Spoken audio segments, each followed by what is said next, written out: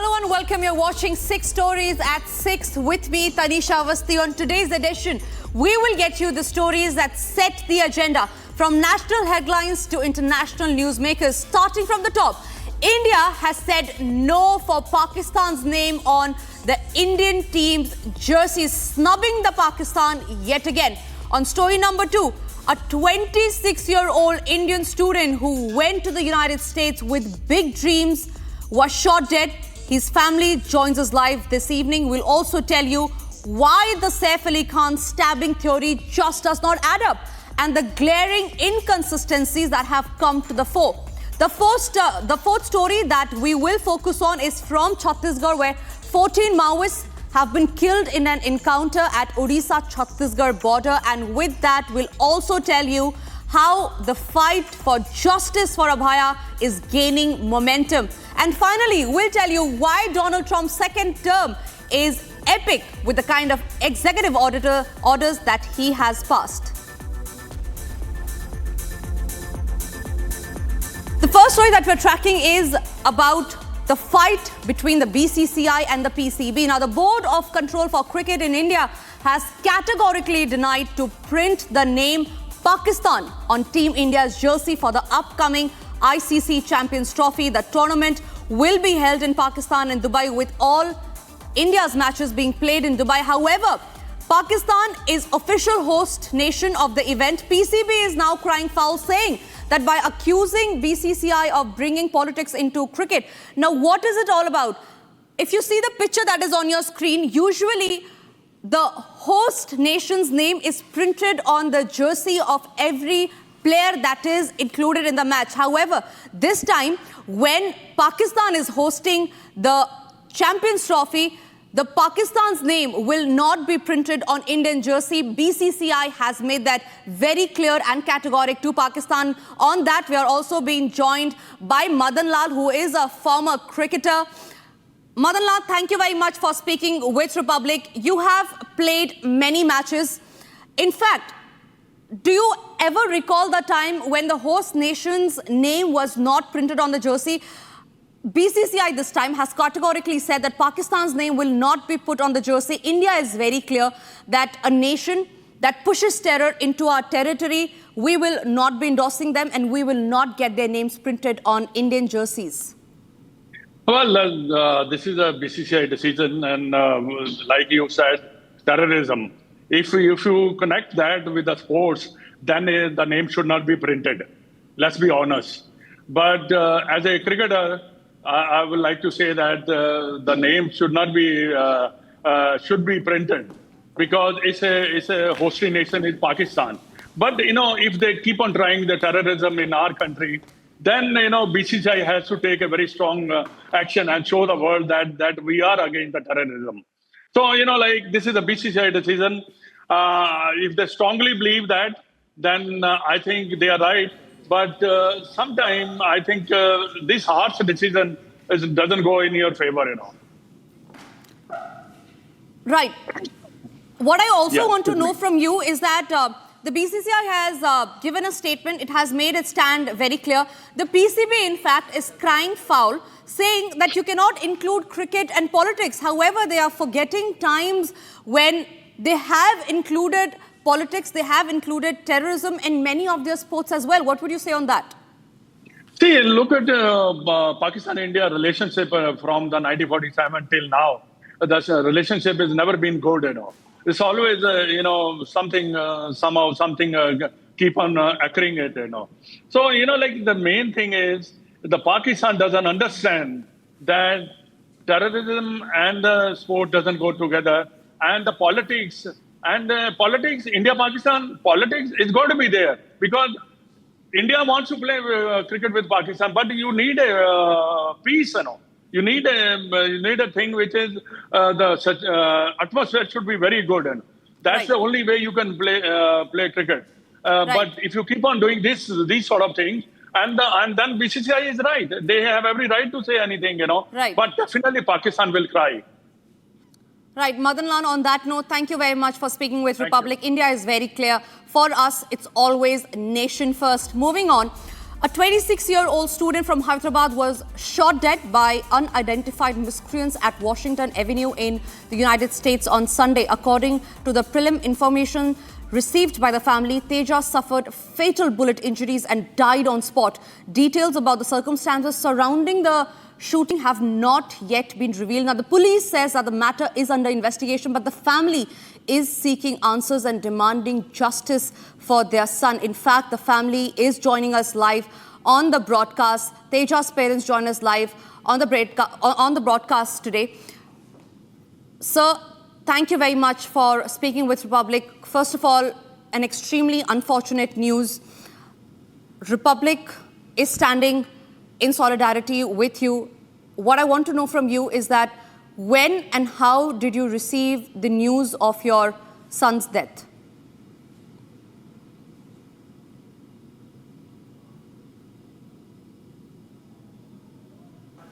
वो टाइम पे मेरे को हम लोग कुछ भी नहीं बोले मैडम। मेरे को मंडे के दिन 5:15 को मेरे साले से कॉल आया था। बोने कहाँ बोल के बोले तो घर पे हूँ मैं आ रहा हूँ। मैंने सब घर पे रहो बोले तो मैं घर पे हूँ। 5:15 को आया। मैं 3rd फ्लोर पे रहता हूँ। उन ऊपर 2nd फ्लोर आने के बाद मेरे बेटा का नाम रवि तेजा है। तेजा को ऐसा हैंड पे शूट किया बोल के बोला अगर मेरे बेटे फाइले कुछ इंसिडेंट हुए तो वो मेरे को कॉल करता। उसको कुछ ट्रबल हुए तो मेरे को फ़ोन कॉल आता। उस दिन मेरे को नया ये मार लगा बोल के मेरे बसाल बोले मगर मेरा दिल मेरे बेटे मेरे को छोड़ के चले गया बोल के। अब मैं कैसे बोलूं मीडिया के सामने।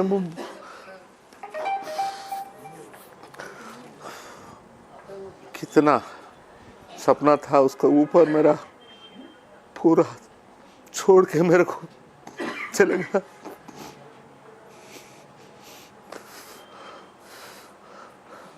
मेरे बेटे के फोटो देखा मेरा बाप देखा आपका मेरे बेटे का फोटो कैसा था। उसको मारने का हाथ कैसा आया।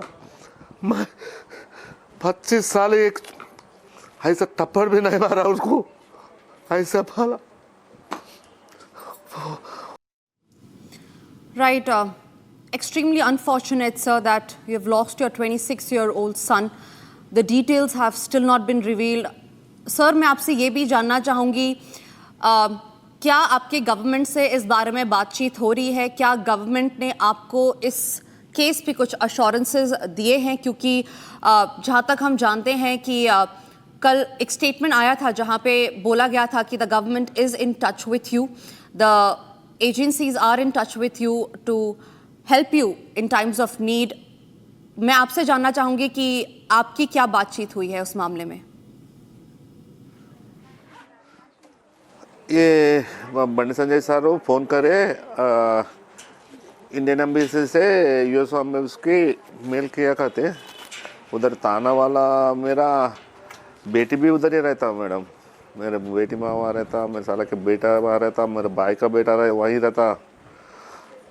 फिर उन लोगों ताना से कि कनेक्टिकट का कुछ एसोसिएशन रहता कहते। वो एसोसिएशन वाला मेरा बेटा का पहचानत वाला है।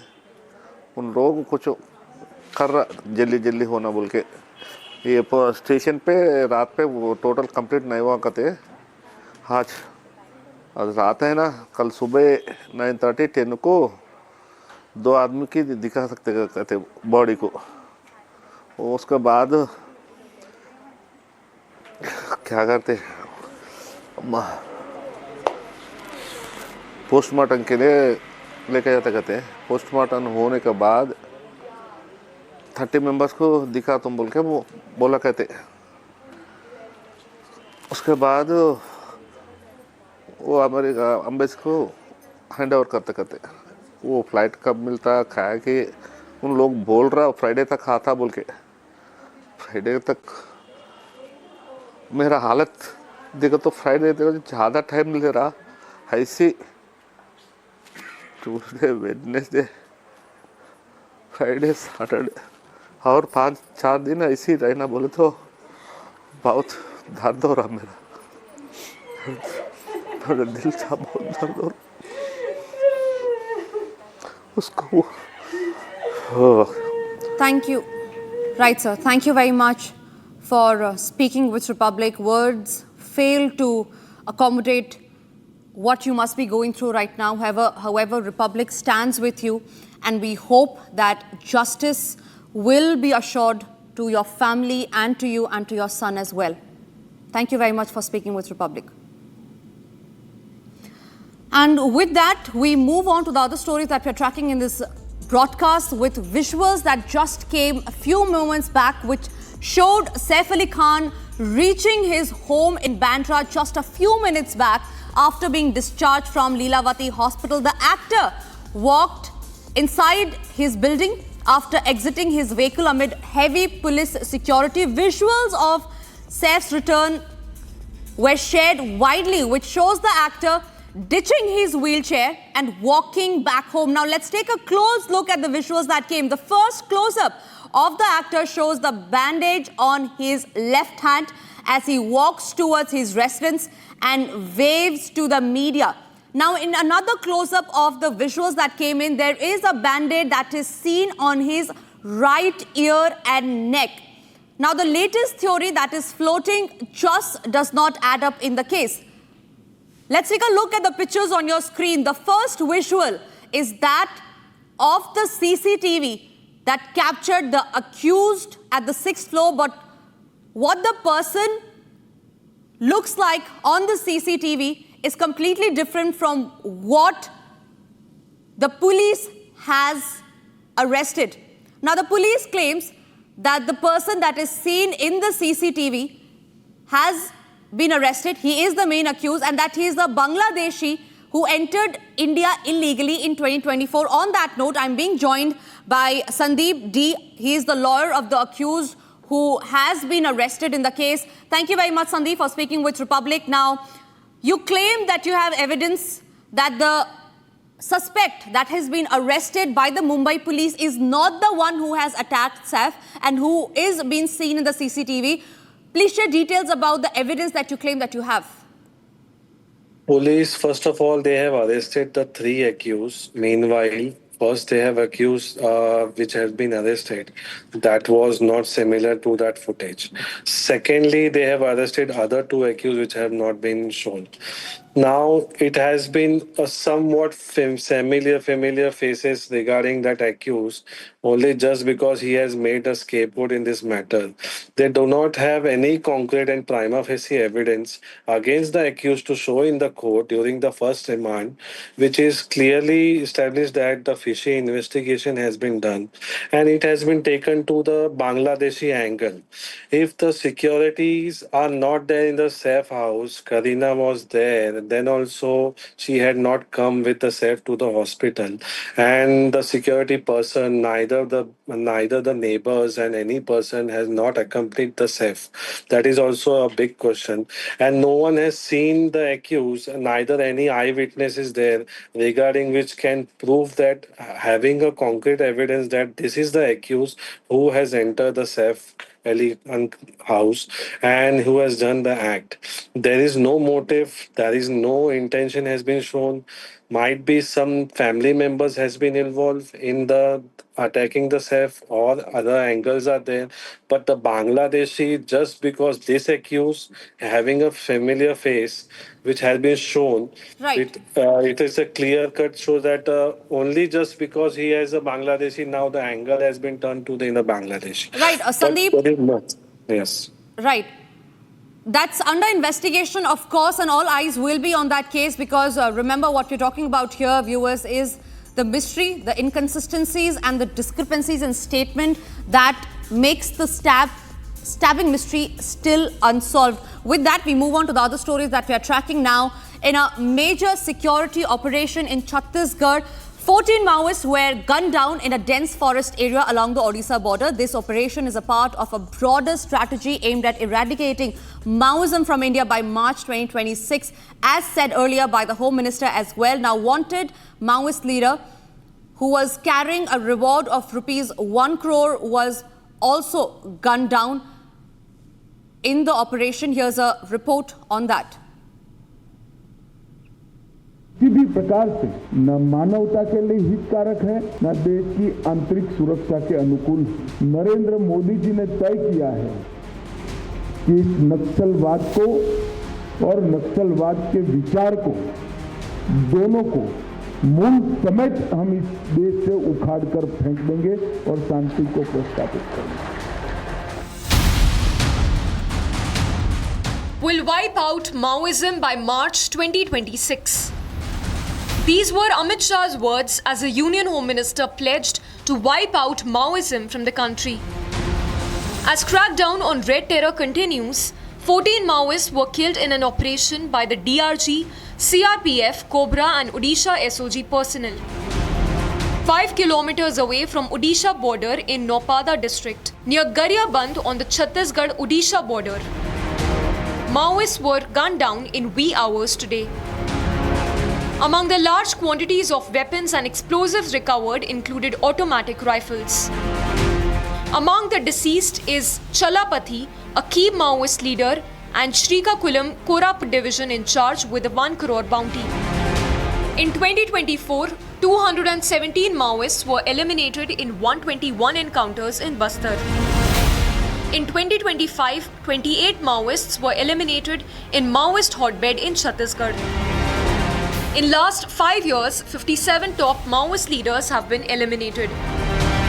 Hailing crackdown on left-wing extremism, Amit Shah said, another mighty blow to Naxalism, our security forces achieved a major success towards building a Naxal-free Bharat.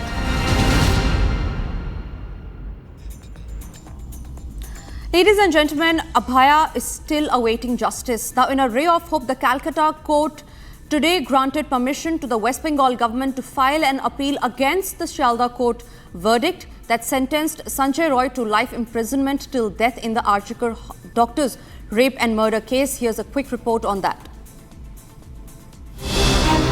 Less than 24 hours after lone Archikar rape and murder convict Sanjay Roy escaped death, the Bengal government challenged the lower court order. After Chief Minister Mamata Banerjee expressed displeasure over the lower court ruling in a social media post, her government moved Calcutta High Court seeking death penalty for the convicted former civic police volunteer. আমি আইনটা পড়েছি, আইনটা আমি একটু হলেও বুঝি। আমি অনেকগুলো কোর্টে কেস করেছি, টাকার জন্য নয়, মানবিকতার স্বার্থে। কি করে বলেন জাজমেন্ট? একটা জাজমেন্ট আমার পছন্দ হয়নি। It is not a rare of the rarest case. আমি মনে করি yes, it is the rare, sensitive and very very heinous crime. এবং ক্রাইম করে যদি কেউ বেঁচে যায়, সে তো আবার ক্রাইম করবার চেষ্টা করবে। The High Court admitted the state's plea, seeking a review of the lower court order and capital punishment for the lone Archikar case convict. Even as the lower court order put the spotlight back on alleged evidence tampering in the Archikar case, Mamata fell back on a pet tactic to dodge and deflect. Mamata accused the centre of sitting on the state's draft legislation that promises fast-track conviction and sentencing in all rape cases. The BJP, meanwhile, questioned Mamata's belated push for justice in the Archikar rape and murder case. The BJP dared the Chief Minister to step down and submit a phone for forensic examination if she wants the Archikar truth to come out. The BJP also dared Mamata to agree to a polygraph test. As Mamata seeks death for Sanjay Roy, is it a ploy to obfuscate and deflect focus from the larger questions surrounding the case?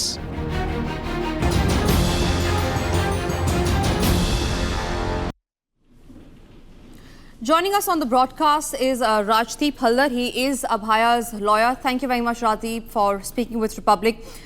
A ray of hope is still there in Abhaya case. She's still awaiting justice. The Calcutta High Court today has given a nod to the West Bengal government to file their appeal against the Shalda court. Clearly, Shalda court's verdict was outrageous yesterday when they said that this is not the rarest of the rare case. You have been fighting the case. What is your way forward in fighting the case, the battle for Abhay?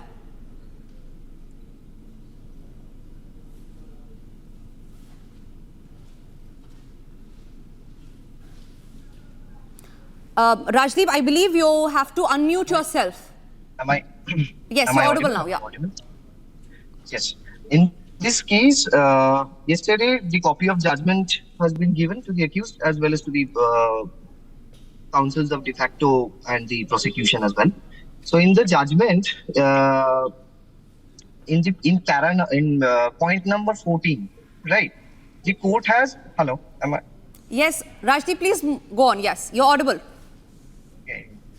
In point number 14, it has been categorically, the learned court was pleased to categorically state that what were the latches by the investigating agency, as well as what were the discrepancies and what were the reasonable suspicion of the hospital authorities. All right. And hello. Right, Rajdeep, please go on. Hello. Yeah. Yes, you're audible. And one more point is that there is always a possibility of appeal, right? So we have got the copy of judgment yesterday. We are producing it, and we'll be hopefully we'll be filing an appeal after having a proper conference with the victim's family. Right, Rajdeep. Thank you very much for speaking with Republic. Clearly, it is a relentless fight for justice for Abhay. We move on to the last story that we're tracking on this broadcast. Now, not caught up in the afterglow of his grand inauguration, Donald Trump got down to business soon after taking oath as the 47th US president. Now undoing a total 78 orders of the previous Biden administration. Biden pardoned all the accused in the Capitol Hill riots of 2021. Watch this detailed report for all the latest from Trump inauguration and the executive orders that he has passed.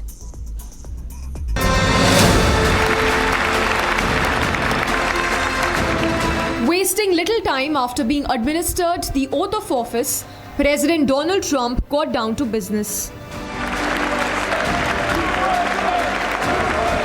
Demonstrating intent on his first day in office, Trump signed an executive order sanctioning a sweeping crackdown on illegal immigrants in the US. The order followed his promise to launch the biggest ever deportation exercise in the history of the US. Think of it, open borders, prisons and mental institutions, men playing in women's sports, transgender for everyone. Transgender. And very soon we'll begin the largest deportation operation in American history. Following up on another of his key promises, Trump reversed a total of 78 executive orders of the previous Biden administration. Significantly, the tycoon-turned-politician who returned to the Oval Office on the back of an epic mandate pardoned all the accused in the Capitol Hill riots of 2021. In another massive move, Trump declared a war on international drug cartels, tagging them as terror organizations. In another significant development from Trump's first day in office, Washington pulled out of the Paris Climate Agreement for the second time. The US also withdrew from the World Health Organization, citing its mishandling of the COVID pandemic. As Trump gets down to work, expect more headline-grabbing executive orders going forward. And that's all that we could pack in this edition of Stick Stories at 6. We will be back tomorrow with agenda-setting news, same time. Thank you for watching.